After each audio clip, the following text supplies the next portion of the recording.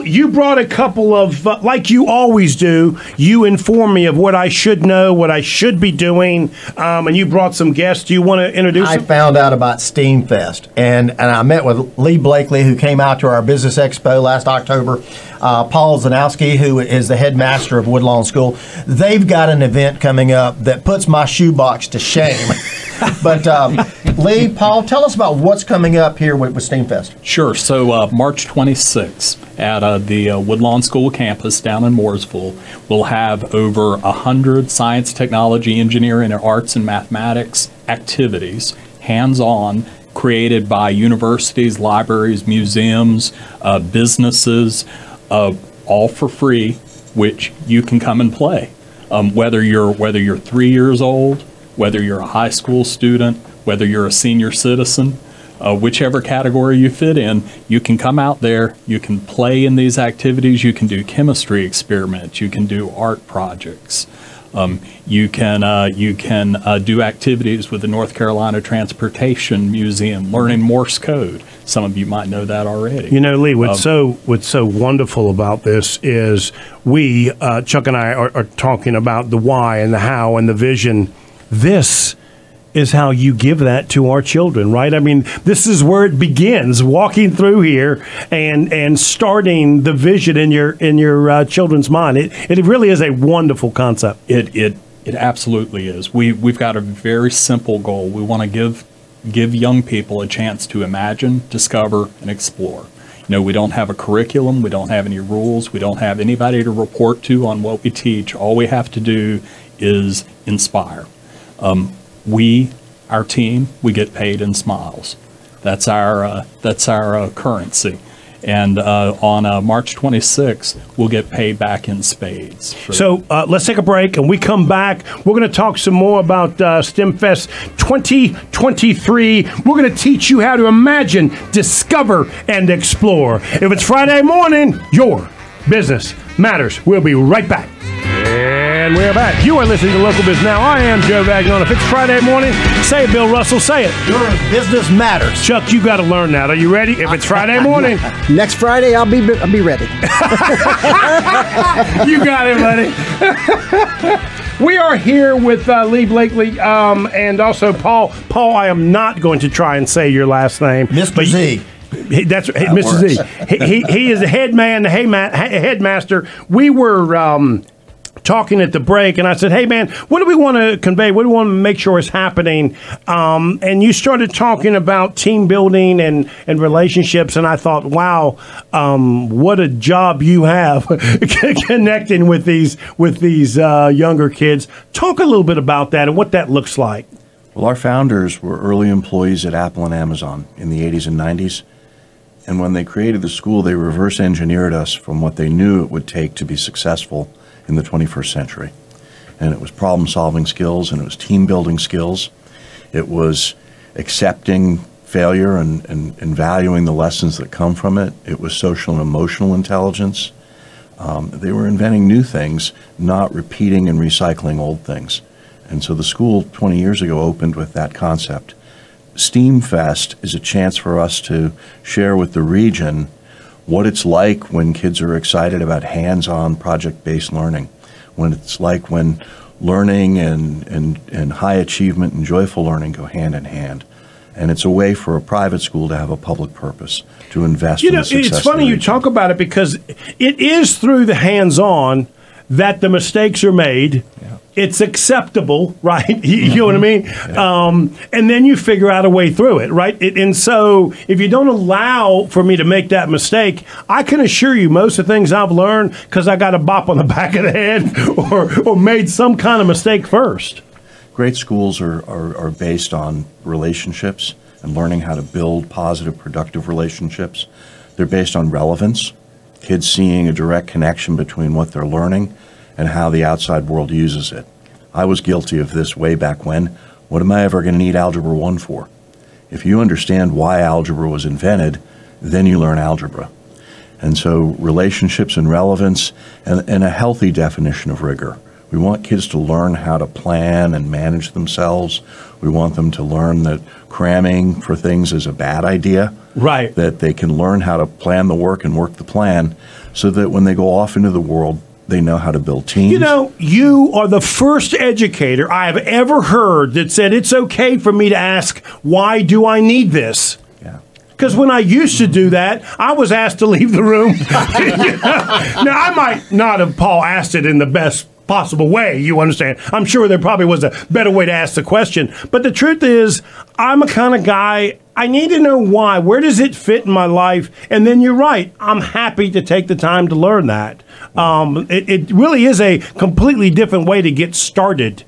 Those why questions are why Albert Einstein failed Algebra 1. He kept asking why, and his teacher said, Albert, we've moved on from there. And Bill, good thing I Albert could didn't be listen. a genius like Einstein. I don't think you were Albert Einstein. I don't think so. I think that's what Paul was trying to say. I'm pretty sure that's what Paul was trying to say.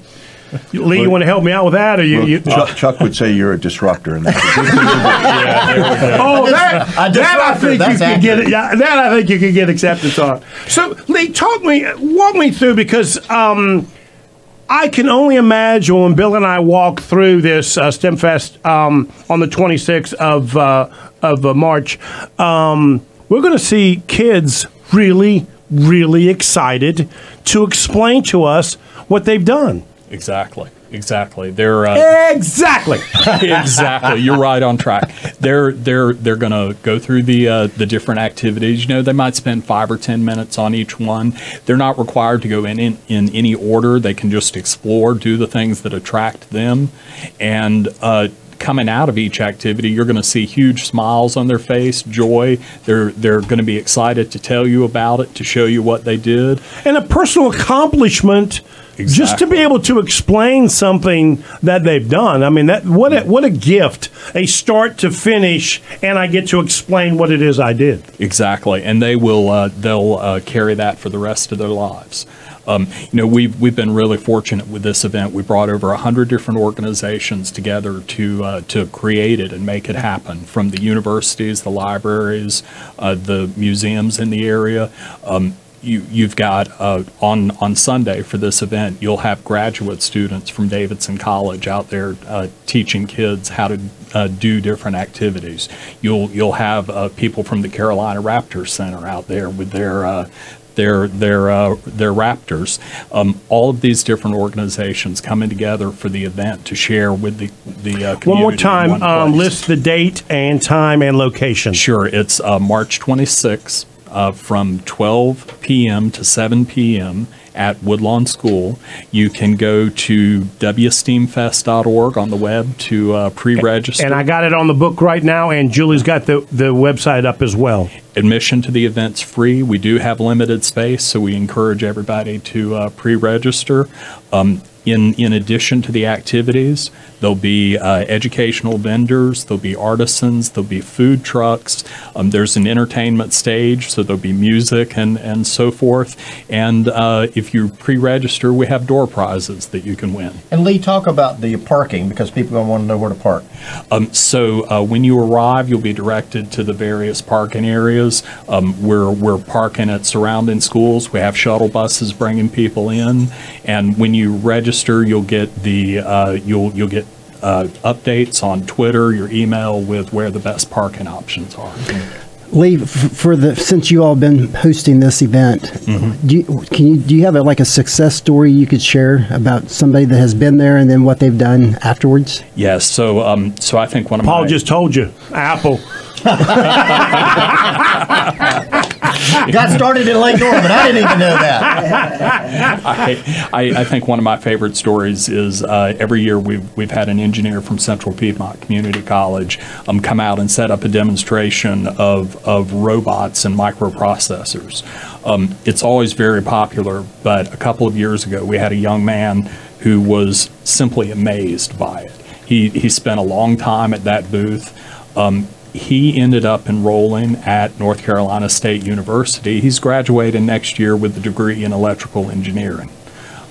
We take partial credit for that. Take all the credit. Go ahead. So that's the kind of thing that we're trying to accomplish, to give young people a vision of what they could do, something that they might not have seen. That's awesome. So, Paul, we don't have a lot of time. One thing I've learned about this show, people really like to know how we got here. Give us a little bit of your background. How'd you become the man, right? Walk us through that. Well, lots of people go into teaching because school was easy for them. I went into teaching because school was hard for me. To do what you're suggesting you're doing does not seem easy to me at all. Yeah. And you know, you go into something to pay forward investments people made in you. So, you know, I was really fortunate to be in schools where even if I failed a class, my teachers never failed me. And they invested in me, and so that's something you pay forward. To get to Woodlawn, I spent a career helping schools improve by tearing down walls that Woodlawn never built.